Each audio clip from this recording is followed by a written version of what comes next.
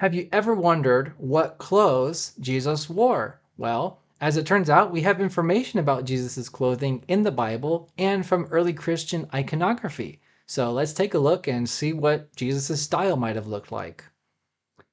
The Bible names three pieces of Jesus' clothing. The first one is a chiton. It's a kind of Greco-Roman tunic. John 19:23 says, "Then the soldiers, when they had crucified Jesus, took his garments and made four parts, to each soldier a part, and also the tunic," and the Greek word here is chitona. The second piece of clothing that we hear about in the Bible, Jesus wearing, is the himation. This is called a pallium in Latin, and Mark 5:30 says, "And Jesus, immediately knowing in himself that power had gone out from him, turned around in the crowd and said, 'Who touched my clothes?'" And the Greek word here for clothes is himation. And we also have a reference in the Bible to Jesus's sandals. Mark 1:7 says, "There comes one after me who is mightier than I, whose sandal strap I am not worthy to stoop down and loose." So these are the three articles of clothing that the Bible describes. We have a picture of what those three or the first two pieces of clothing look like in this picture. This man is wearing a chiton with a himation over his chiton. So what are these articles of clothing exactly? Well, translators often translate Jesus's himation and chiton dynamically, calling them things like coat and cloak, because there is no perfect equivalent in English to these pieces of clothing. We just don't wear them anymore in modern society. Sometimes they translate them more generally with words like garment or clothes. But we should keep in mind that for the gospel writers, these were specific articles of clothing.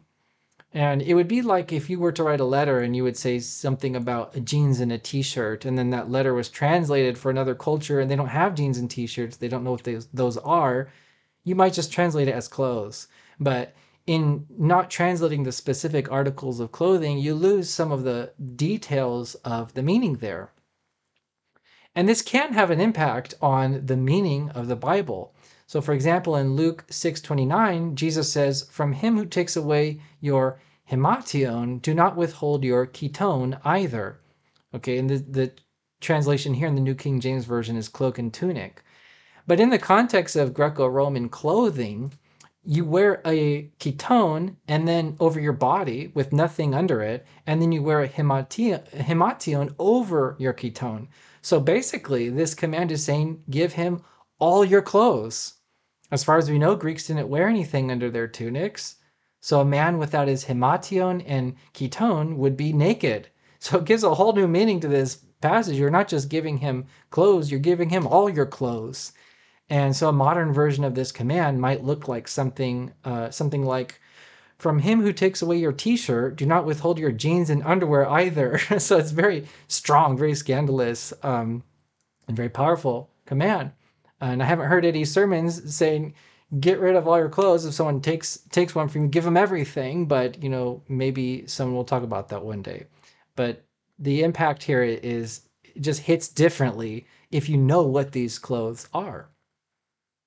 It's also noteworthy that Jesus' clothing, as described in the New Testament, is typical Greek clothing. The chiton and himation are well-known, typical Greek clothes.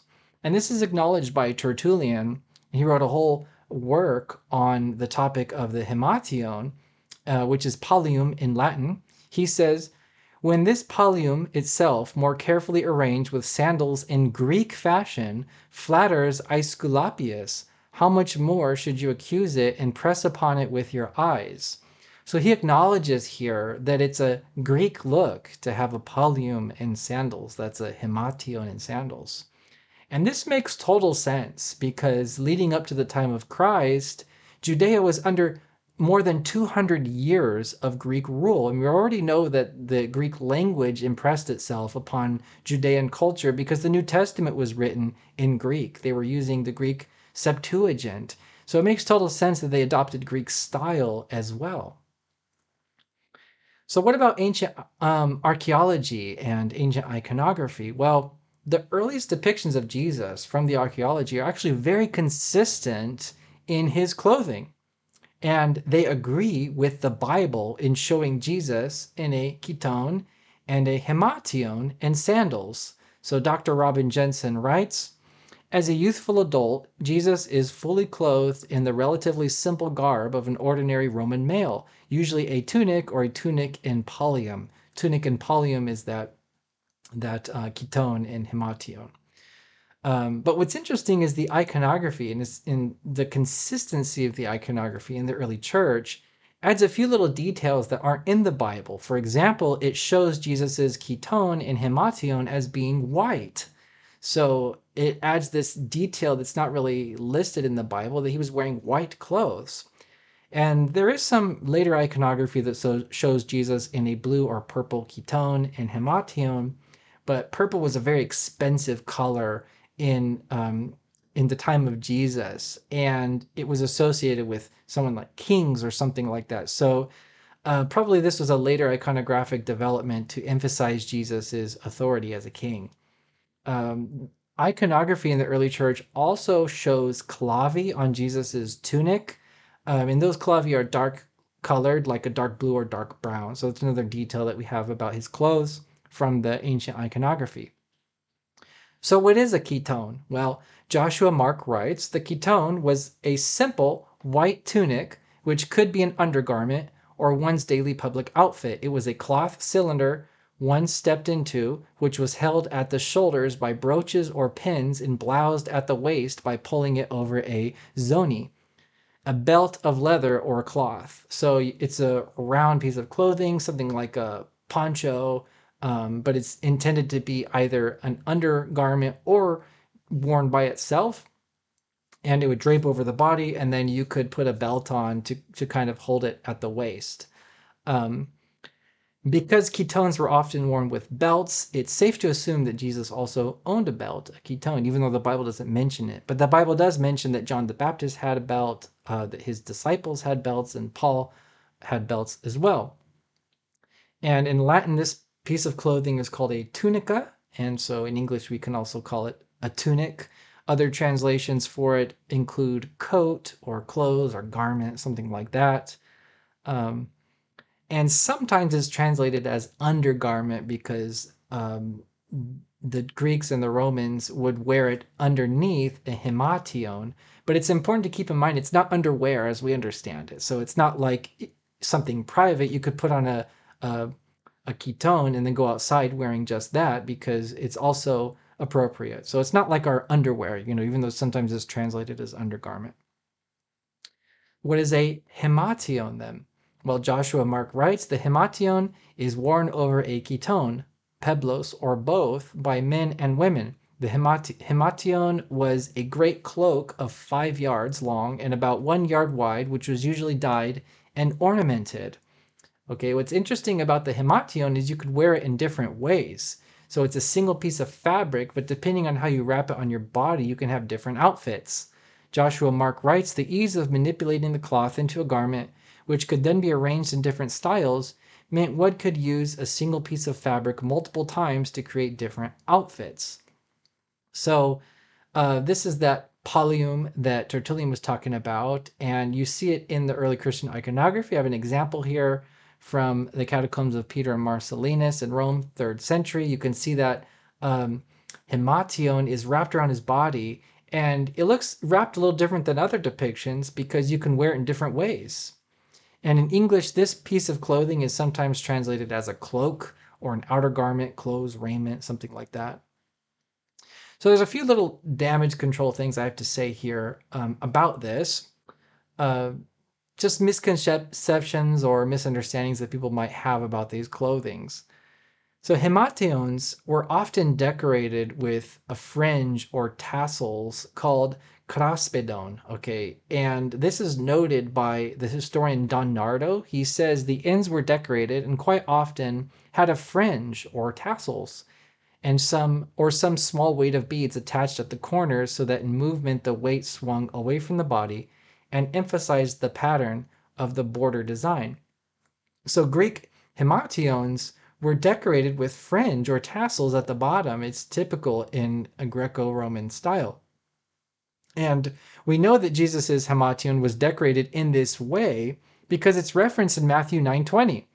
It says, "A woman who had a flow of blood for 12 years came from behind and touched the kraspedu of his garment," his Himation. So this is a feature, a known feature of Greek Himations to have these kind of tassels or fringes. And it's not describing here in the Bible a Jewish talit, which sometimes it's mistaken for that because Jewish talits have these little knotted fringe and tassels at the end of them. People assume that, oh, this must be describing that kind of garment. Well, actually, it's a Greek himation, which typically does have these little tassels or fringes on the side.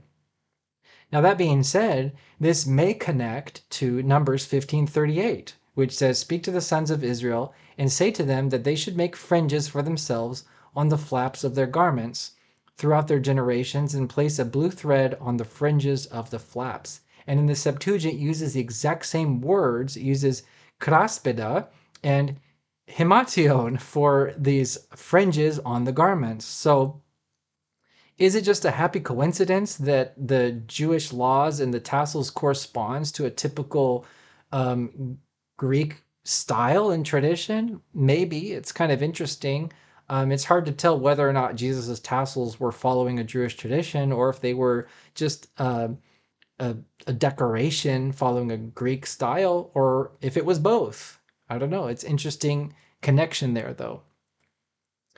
Some people mistake Christ's himation for a toga, arguing that early Christians put a toga on Christ to make him appear as a philosopher, but this is demonstrably false. The Bible tells us that Jesus wore a himation. He tells us himself in Matthew 9:20. And the toga was a completely different piece of clothing. It was much larger, much heavier, and bulkier than a himation. And I have two pictures here, and they're comparing a toga to a himation. And you can see the toga just has a lot more fabric there. It's a lot bulkier. And there's some funny words by Tertullian about this. He's defending the use of the himation, and he's comparing it to the toga, and he's throwing some shade on the toga. He says, "How do you feel in a toga, dressed or oppressed? Is it like wearing clothes or bearing them? If you deny, I will follow you home, and I will see what you hasten to do right after the threshold. No other garment is taken off with such relief as the toga." So he's saying, you might say to my face, "Oh, the toga is great, I love it." But then you're going to go home and take it off as fast as you can to relieve yourself of this oppressive bearing clothing. So no, it's not the same thing. No, the early Christians did not show Jesus in a toga. Now, there are a few exceptions, maybe where Jesus is depicted as a philosopher and he might have a toga, but in general, early Christian iconography depicts Jesus unanimously in a himation, just as the Bible describes. There are some other clothes that we can assume that Jesus had, fasteners, pins, brooches. These are called fibulae in Latin, and these were just used to pin and hold the clothes together on the body. Joshua Mark writes, all of these garments were secured on a person through various fasteners, either pins, buttons, or brooches. So Jesus would have had the fabric, but he also would have had some kind of pin or brooch to hold them together. Sometimes these are very beautiful and very ornate, by the way. So in conclusion, what did Jesus wear for clothing? Well, he wore a kind of tunic called a chiton, and it was probably white with dark-colored clavy stripes on the front and the back. He wore a himation with fringe at the bottom, and it was probably white. He wore fibulae, which held these clothings together on his body, and he wore sandals. And I have a nice painting with all of these articles of clothing together to put together the outfit of Jesus described by the witness of early iconography in the scriptures. And this is from the catacombs of Marcellinus and Peter in days to the 3rd century. So you can see all the pieces here, the clavy, you can see the chiton and the himation, you can see the sandals. And I think it's a really good example of what Jesus looked like as far as his clothing goes. So that's all for now. I hope you enjoyed and you learned something. If you haven't already, please subscribe, and I'll see you in the next video.